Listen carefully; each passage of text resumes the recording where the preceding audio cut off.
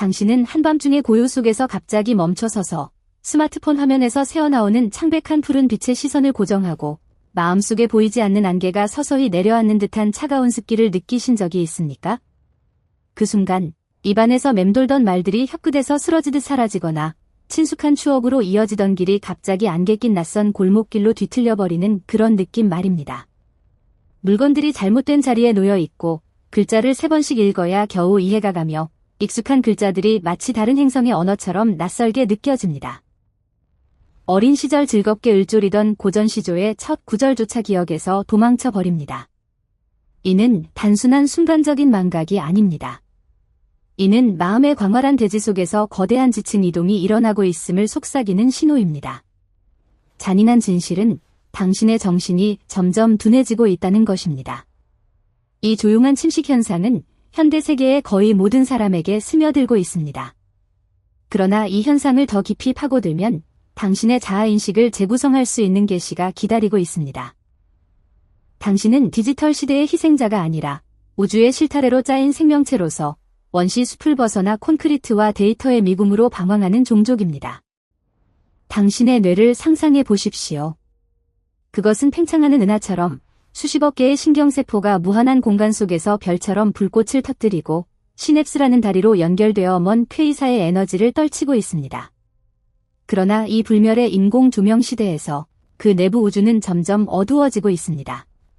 간단한 실험으로 시작해 보겠습니다. 이 순간 당신은 몇 개의 전화번호를 기억할 수 있습니까? 대부분의 사람들에게 답은 제로입니다. 심지어 가장 가까운 사람들의 번호조차 희미해집니다. 이는 10년이나 20년 전과 비교할 때 인간의 정신이 수십 개의 고정 전화번호와 휴대전화번호를 망설임 없이 떠올리던 시대와 대조됩니다. 이는 단순한 향수가 아닙니다. 이는 생물학적 변화의 징후입니다. 텍사스 대학교의 엄격한 과학 조사처럼 스마트폰의 존재만으로도 작업 기억과 인지 능력이 저하되고 뇌 자원이 고갈되며 마치 블랙홀이 떠돌이 소행성을 끌어당겨 궤도를 왜곡하듯 합니다. 그 장치에 손을 대지 않아도 그것은 은밀히 주의를 산란시키고 깊은 사고를 위한 에너지를 줄입니다. 최근 2025년 베일러 대학교의 연구에 따르면 50세 이상의 디지털 개척 세대에서 일상적인 기술 사용은 인지장애와 치매 위험을 줄일 수 있으나 젊은 세대에서의 과도한 사용은 뇌부패 현상과 감정마비, 정보과부하와 밀접한 상관이 있습니다.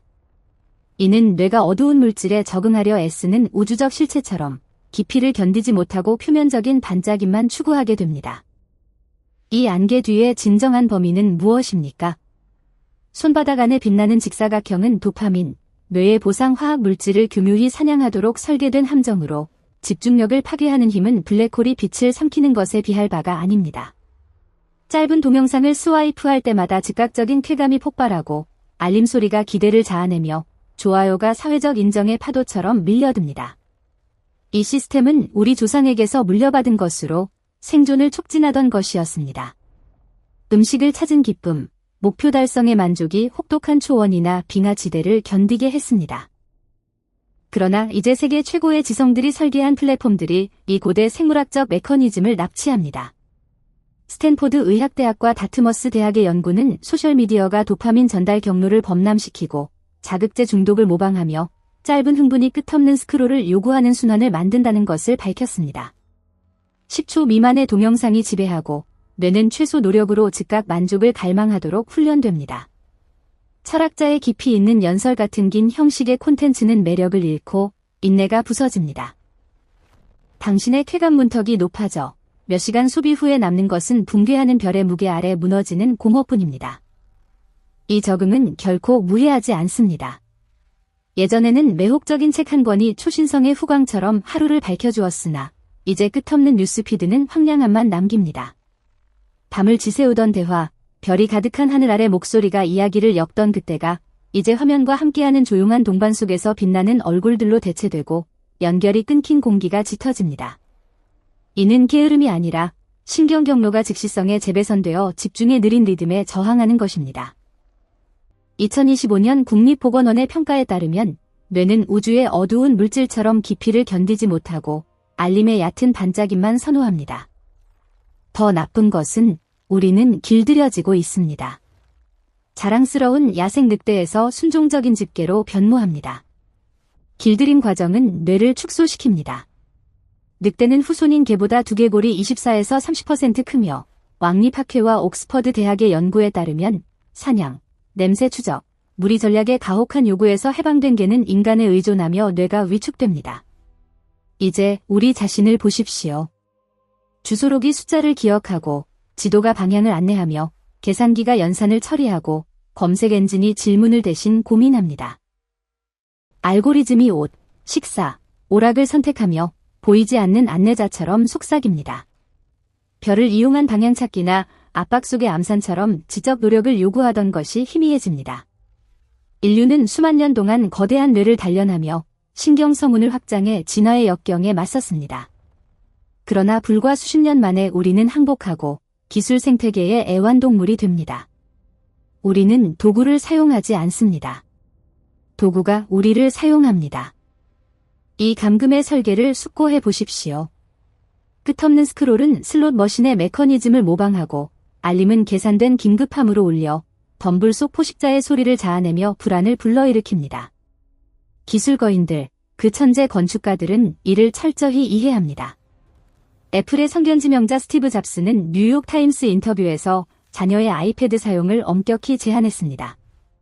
빌 게이츠는 자녀에게 14세까지 스마트폰을 미루었고 실리콘밸리의 경영자들은 자녀를 기술 없는 학교에 보냅니다.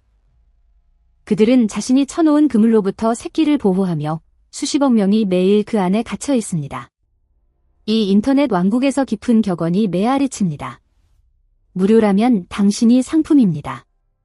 앱들이 주의를 수확하고 광고주에게 팔며 당신의 시선을 경매합니다.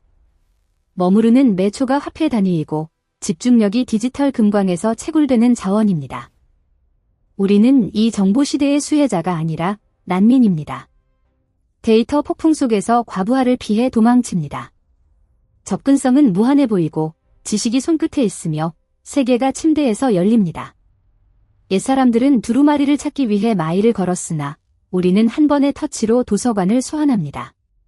그러나 흡수는 어떻습니까? 지난달 본 동영상이나 기사를 떠올려 보십시오. 의미 있는 3가지 지식을 말할 수 있습니까? 아마 없을 것입니다. 이는 정신적 폭식입니다. 패스트푸드 콘텐츠가 마음을 채우지만 영향을 주지 않습니다. 하버드 의과대학에 따르면 화면 지배는 수면을 파편화하고 주의를 분산시켜 기억 강화에 필수적인 REM 주기를 침식합니다. 이 과식은 실질적인 것에 대한 미각을 무디게 합니다. 500자 이상의 기사는 길게 느껴지고 3분 초과의 동영상은 손가락을 재촉합니다. 책은 몇 페이지 후 졸음을 유발하는 유물입니다. 자극적인 자극에 망가진 미각은 깊이의 섬세한 맛을 거부합니다. 미식가가 스낵 중독자가 되어 소박한 국물의 오화함을 즐기지 못하는 것처럼 말입니다. 우리 선조들은 왜 위대한 서사시를 창조할 수 있었습니까? 이태백의 술에 취한 시, 조설근의 홍루몽, 사마천의 사기, 모두 희귀한 시대에 태어났습니다. 산만함이 없던 시절입니다. 그들은 지루함을 포용하고 그 비옥한 공허에서 창조가 싹텄습니다. 고요 속에서 마음이 방황하며 흩어진 별들을 천재의 별자리로 연결했습니다. 오늘날 모든 공백이 채워집니다. 엘리베이터 대기 시간의 스와이프, 출퇴근의 동영상, 취침에 빛나는 화면이 목 사로잡을 때까지. 당신의 뇌, 한때 광활한 들판이었으나 이제 잡초가 침범해 원시 꽃이 피지 못합니다. 당신은 효율적이지만 내성의 굶주립니다. 더 깊이 헤아릴 수 없는 상실이 있습니다. 자신과의 고독입니다. 마지막으로 장치 없이, 소리 없이, 호흡의 리듬만이 우주 바람처럼 메아리치는 고요에 앉아본 적은 언제입니까? 대부분의 사람들은 불안해합니다. 불안이 조수처럼 솟구칩니다. 고요는 삶의 흐름, 피한 고통, 숨어든 근심에 대한 반성을 초대합니다. 화면은 탈출구를 제공하지만 문제는 은하처럼 숨겨져 폭발할 때까지 보이지 않습니다. 진정한 스승들은 항상 혼자 있는 시간을 가꾸어 생각이 원시 바다의 침전물처럼 가라앉습니다. 현대 영혼들은 그것을 피해 달아납니다. 내면 공간을 비추는 거울을 두려워합니다. 오늘날의 희귀함은 데이터가 아니라 집중입니다. 사건이 아니라 지혜입니다. 소음이 아니라 고독입니다. 당신의 화면은 계몽하거나 감금할 수 있습니다. 주인 되기를 선택하십시오.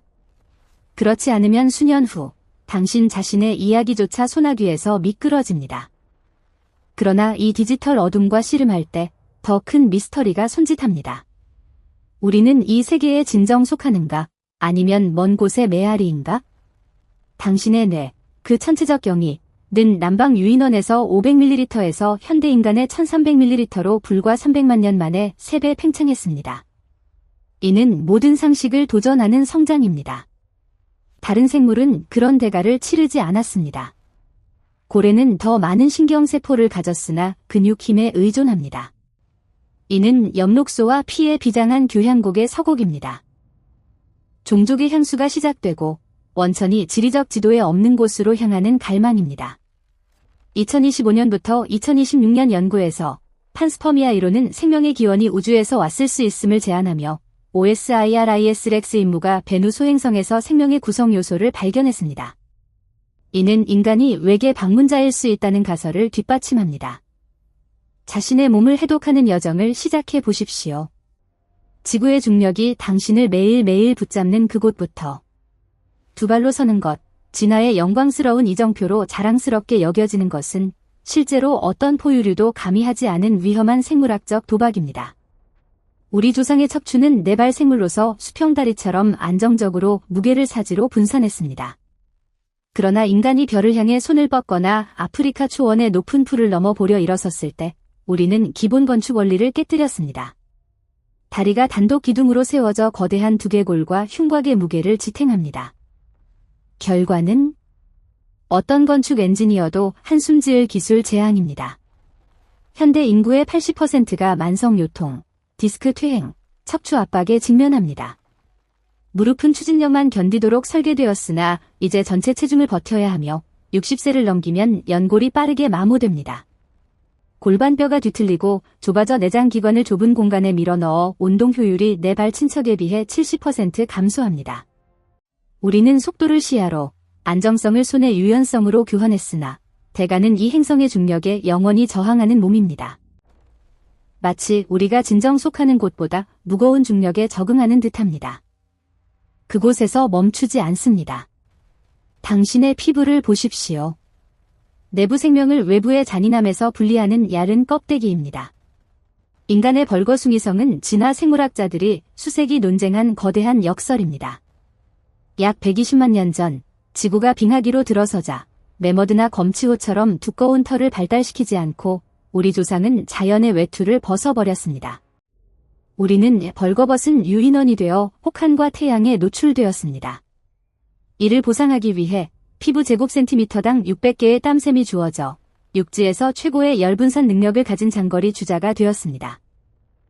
그러나 세계가 얼어붙는 시기에 거대한 수분 냉각 시스템을 개발하는 것이 합리적입니까?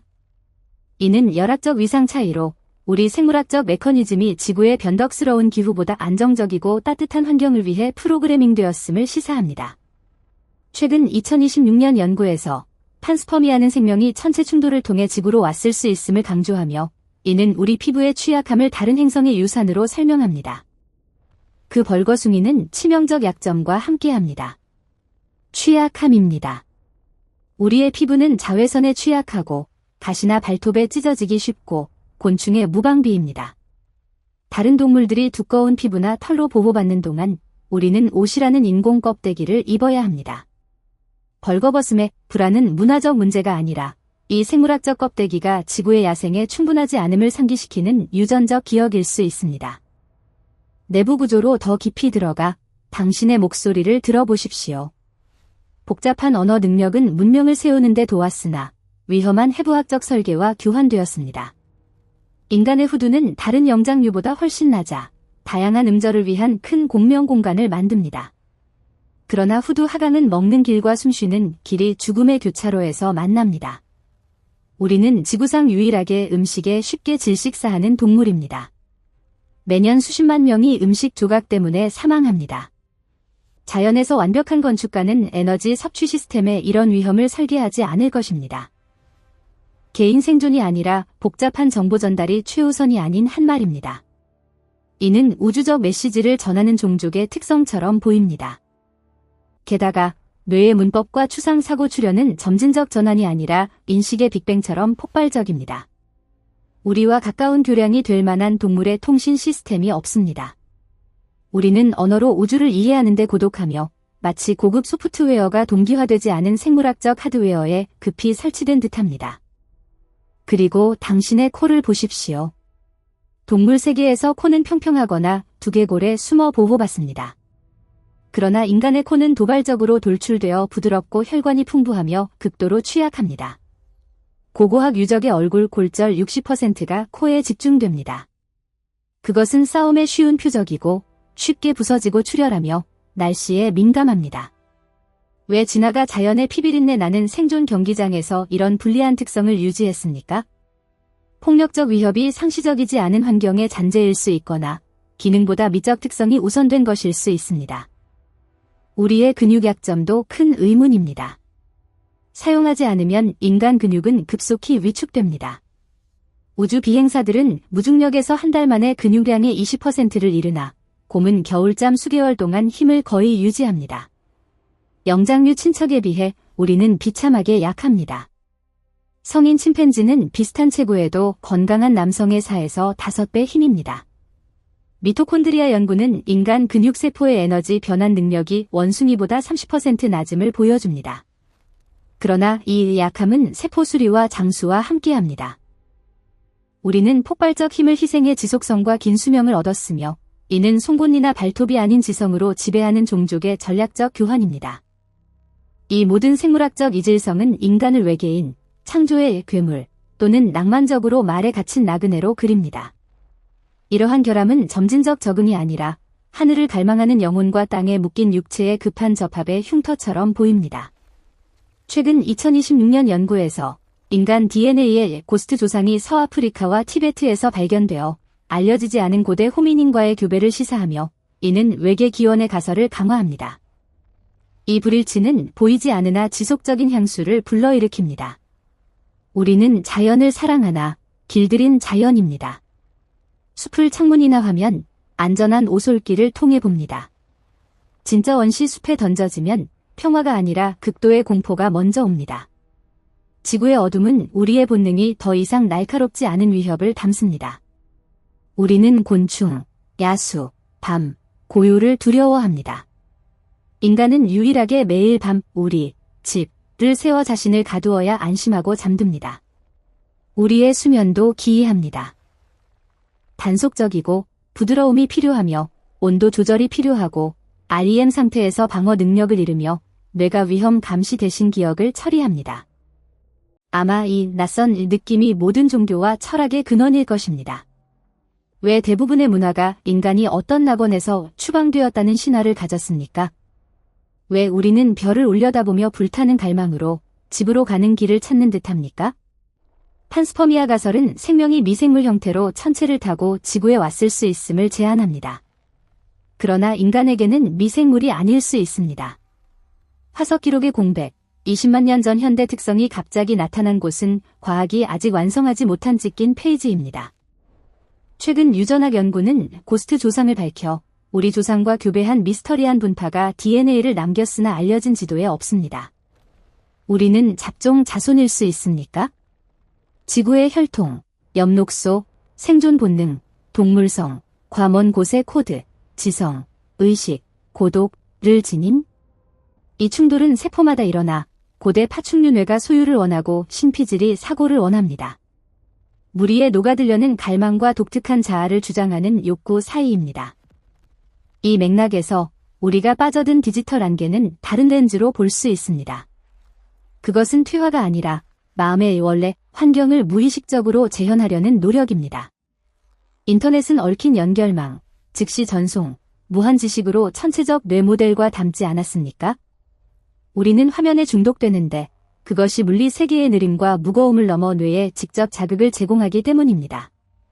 우리는 약한 생물학적 몸의 한계를 넘어 의식을 비물질 공간으로 업로드하려 합니다.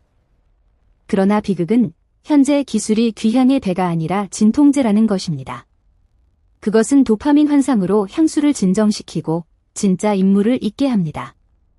그 임무는 지구를 거부하는 것이 아니라 내부 전쟁을 화해시키는 것입니다. 우리는 검은 진흙과 빛의 다리입니다. 본능과 신성 사이입니다. 당신이 군중 속에서 외로움을 느끼거나 오래된 선율이 이유 없이 눈물을 자아낼 때 그것이 유전 코드의 메아리임을 기억하십시오. 당신은 고장 난 것이 아닙니다. 단지 현재 하드웨어와 완벽히 호환되지 않는 운영체제에서 작동 중일 뿐입니다. 그 불완전함 속에 가장 위대한 잠재력이 있습니다. 자연의 한계를 넘어 자신의 운명을 창조하는 능력입니다. 그래서 다음에 스마트폰을 보며 피로를 느낄 때 그것을 내려놓으십시오. 거부가 아니라 몸의 무게를 다시 느끼기 위해, 혈관 속 피의 흐름을 듣기 위해 수백만 년 생존의 기억을 지닌 붉은 강입니다. 밖으로 나가 거친 나무 껍질을 만지고 도시 먼지와 풀냄새가 섞인 공기를 들이마시십시오.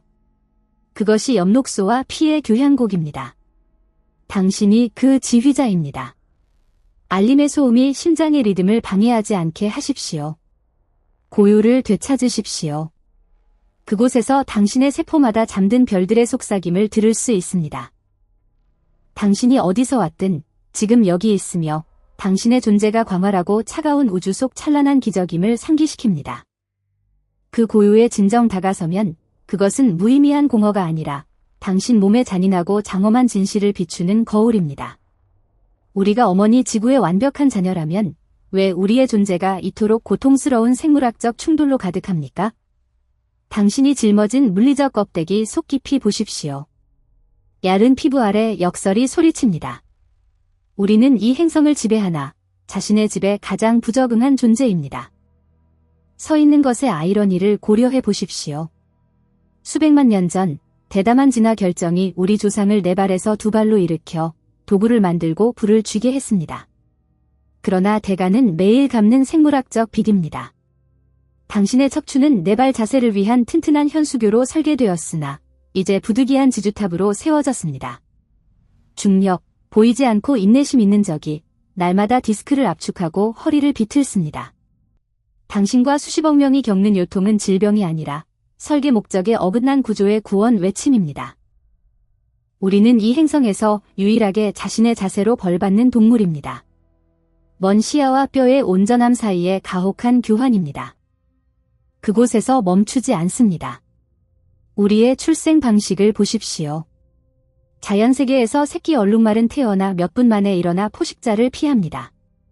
인간은 미완성 상태로 연약하고 완전히 의존적으로 태어납니다. 거대한 뇌생물학 우주의 가장 탐욕스러운 에너지 소비자를 담기 위해 태아 두개골이 어머니 골반의 한계까지 커집니다. 영원히 갇히지 않기 위해 우리는 다른 포유류보다 일찍 자궁을 떠나 신경계와 근육이 미완성인 채 세상에 던져집니다. 우리는 조산아로서 생존 무기를 완비하지 못한 채 삶에 밀려들고 그 초기 결함이 사회, 결속, 사랑을 형성해 서로를 보호하게 합니다. 그리고 태양 아래 당신의 피부를 느껴보십시오. 왜 우리는 가시와 방사선 가득한 세계에서 이토록 벌거숭이입니까? 두꺼운 털로 보호나 보온 없이 발톱으로 사냥하거나 송곳니로 방어하지 않습니다. 우리는 껍데기를 빼앗긴 달팽이처럼 빙하기의 추위에 떨고 열대의 자외선에 타들어갑니다. 이 벌거숭이는 다른 종의 가죽을 빌려 옷을 짓고 콘크리트와 철근으로 인공동굴을 지어 자연환경을 피하게 합니다. 무의식 깊숙이 우리는 지구가 너무 가혹하다고, 너무 춥거나 뜨겁다고 느낍니다. 마치 우리의 설계가 이 행성의 기술 사양에 맞지 않는 듯합니다. 2026년 생물우주학 연구에서 대담한 가설이 이 낯선 느낌이 우연이 아님을 제안합니다. 우리의 생체 시계는 자연광 없이 격리되면 24시간이 아닌 25시간으로 흘러갑니다. 왜 몸이 더 긴 하루를 갈망합니까? 유전 기억 속 먼 행성의 회전 주기에 따라 째깍거리는 것일 수 있습니까? 더 긴 하루, 가벼운 중력, 부드러운 빛의 그곳. 소제목의 향수는 지구의 원시 숲에 대한 것이 아니라 우주 속 진짜 고향에 대한 모호한 그리움일 수 있습니다. 우리는 고통받지 않고 화상 입지 않고 시간이 부족하지 않은 곳, 우리는 낯선 행성에 갇힌 우주 비행사처럼 취약한 생물학적 필요에 맞춰 주변을 개조합니다. 우리는 불을 피워 따뜻해지고 물을 여과해 마시고 약한 위가 소화할 수 있게 음식을 익힙니다. 인류 문명의 모든 행동은 본질적으로 지구를 더 집처럼 만드는 절박한 노력입니다. 그러나 가장 큰 비극은 육체가 아니라 엽록소와 피의 충돌에 있습니다. 엽록소는 정적, 빛에서 순수 에너지를 흡수하는 조화, 우주 주기와의 완벽한 조화입니다. 식물은 불안하지 않습니다. 그들은 존재할 뿐입니다. 피는 동적, 추격, 욕망, 공포의 대변자입니다. 우리 속 붉은 피는 도망, 굶주림, 잔인한 생존 본능의 기억을 나릅니다. 지성이 발달하며 우리는 그 단순 순환에서 벗어났습니다. 우리는 왜를 묻는 최초이자 유일한 종입니다. 그 질문이 우리를 에덴에서 추방했습니다. 잠 못 이루는 밤에 느끼는 실존 불안, 물질 충만에도 공허는 의식의 대가입니다. 우리는 자신을 돌아보는 우주의 깨어난 부분이지만 그 깨달음은 극도의 고독과 함께합니다. 우리는 더 이상 본능의 언어로 나무나 동물과 소통하지 않습니다. 우리는 빛나는 도시를 세워 어둠을 쫓으나 고대 안내자 별들을 가렸습니다. 우리는 글로벌 연결망을 만들었으나 맞은편 사람의 심장 박동과 연결을 잃었습니다. 따라서 엽록소와 피의 교향곡은 역설 가득합니다. 한쪽은 자연의 부름으로 느리게 어머니 땅에 녹아들라 합니다. 다른 쪽은 유전자의 포효로 앞으로 정복하고 초월하고 찾으라 합니다. 이 두 힘의 긴장은 모든 고통의 근원이자 인간의 모든 위대함의 근원입니다. 우리는 이곳에 완전히 속하지 않기에 고통받으나 속하지 않기에 새로운 세계를 창조할 동기를 가집니다. 갓 태어난 아이의 눈을 보십시오. 세상을 처음 보는 순간 당황, 약간의 공포, 은하를 담은 깊이가 있습니다. 그것은 백지 같은 시선이 아니라 낯선 현실에 던져진 고대 영혼의 시선입니다. 우리는 평생 그 낯설음을 채우려 합니다. 사랑, 예술, 과학, 디지털 중독으로. 그러나 스마트폰이나 소셜미디어는 이 뿌리 상실, 고통의 일시적 진통제입니다. 그것들은 우주 원천에서 끊어진 상처를 치유하지 못합니다. 이 혼란스러운 교향곡 속 탈출로는 어디입니까? 문명을 버리고 동굴로 돌아가는 것이 아니라 그것은 불가능하고 진화 여정을 배반합니다. 탈출은 수용과 통합입니다. 우리는 잡종 생물임을 받아들여야 합니다. 반은 짐승, 반은 신성, 반은 땅, 반은 별. 진짜 치유는 이 약한 몸이 짐이 아니라 이 물리 현실을 체험하는 정교한 우주 여행복임을 깨달을 때 옵니다. 외로움을 느낄 때 그것이 신호임을 기억하십시오. 그것은 당신의 잠재력이 현재 환경이 제공하는 것보다 크다는 상기입니다. 향수를 우울에 빠뜨리지 말고 연료로 삼으십시오. 뜨거운 피가 생명의 격렬함을, 엽록소의 녹색이 인내를 상기시키게 하십시오. 당신은 땅과 하늘의 다리입니다. 우주가 자신에 대한 이야기를 하는 방식입니다. 잠시 상상해 보십시오. 당신의 모든 결함 요통, 야른 피부, 약한 위 이 더 큰 목적을 위한 필수 특성임을. 아직 이해하지 못한 그 목적. 아마 육체 약함이 정신의 힘을 발달시켰을 것입니다. 고독이 서로를 찾게 했을 것입니다. 지구에 속하지 않는 느낌이 미래, 세대가 공간의 바다를 항해해 진짜 유전 고향을 찾는 동기일 수 있습니다. 그날까지 당신의 임무는 현실을 거부하는 것이 아니라 이 모순 속에서 가장 깊이 사는 것입니다. 그 비장한 교향곡의 용감한 음표가 되십시오. 시대의 소음이 원래 선율을 잊지 않게 하십시오. 피의 흐름을 들으십시오. 단순 생물학 과정이 아니라 기억의 대양 파도 소리입니다. 집 앞 나무를 보십시오. 단순 식물이 아니라 우리가 환상에 쫓기는 동안 행성을 위해 인내로 호흡하는 형제입니다. 결국 구원은 나는 누구인가에 대한 답을 찾는 데 있지 않고 그 질문을 용감히 살아내는 데 있습니다. 우리는 별들의 슬픔과 잡초의 생명을 지닌 위대한 나그네입니다. 그 기이하고 고통스러우나 아름다운 결합 속에서 인류는 창조의 걸작이 됩니다. 이 글을 통해 인간 의식의 깊은 층위와 생물학적 기원을 탐구하는 여정에서 우리는 과학자들, 연구팀들, 위대한 지성들에게 깊은 감사와 경의를 표합니다. 그들의 불굴의 노력과 헌신이 인류의 자아인식을 밝히는 등불이 되었습니다. 우선 산과학 난제가설, 오브 스탠리켈 딜레마를 제안한 진화 생물학자와 인류학자들에게 경의를 표합니다. 그들의 통찰이 지성의 대가를 이해하게 했습니다. 생체 리듬과 수면 연구소의 연구자들이 인간 몸과 지구 주기의 위상 차이를 밝힌 기반을 마련했습니다. 앨리스 실버 같은 대담한 작가와 이론가들에게 감사합니다. 그들은 인간 생물학 기원의 논쟁적 질문을 던져 전통 틀을 넘어 새 사고 방향을 열었습니다. 특히 신경과학자 커뮤니티에게 조용한 감사를 드립니다. 그들은 매일 뇌 신호를 해독하며 고통, 불안, 의식의 메커니즘을 밝힙니다. 여러분의 지칠 줄 모르는 세밀하고 열정적인 노동이 자아인식의 험난하나 영광스러운 여정에서 인류를 인도합니다. 여러분의 지식은 데이터가 아니라 후세의 무가치한 유산입니다. 또한 2025에서 2026년 기술이 인지 기능에 미치는 연구를 주도한 베일러 대학교의 마이클 스컬린과 텍사스 대학교의 제러드 벤지에게 깊은 존경을 보냅니다. 그들의 메타 분석은 디지털 사용이 노인 인지 건강에 미치는 보호 효과를 밝혔습니다. 판스퍼미아 이론 업데이트를 연구한 과학자들, 특히 OSIRIS 팀에게 감사합니다. 그들은 생명의 구성 요소가 우주에서 왔을 수 있음을 증명했습니다. 인간 진화의 일회성과 외계 기원 이론을 탐구한 임페리얼 칼리지의 로버트 앤드레스 교수와 동료들에게 경의를 표합니다. 그들의 2025년 논문은 지구가 외계 문명에 의해 테라포밍 되었을 수 있음을 제안합니다. DNA의 고스트 조상을 발견한 연구자들, 특히 중국 윈난의 7100년 유골에서 티베트 고스트 계통을 밝힌 퓨치아 오메이와 팀에게 감사합니다. 그들의 발견은 인간 기원의 미스터리를 깊게 합니다. 마지막으로 우주 이론의 은유를 탐구한 철학자와 물리학자들, 빅뱅, 다크매터, 멀티버스를 통해 의식을 비추는 이들에게 그들의 노력은 우주와 인간의 연결을 밝히며 사회에 헌신합니다. 여러분의 조용한 공헌이 인류 지식의 기반입니다.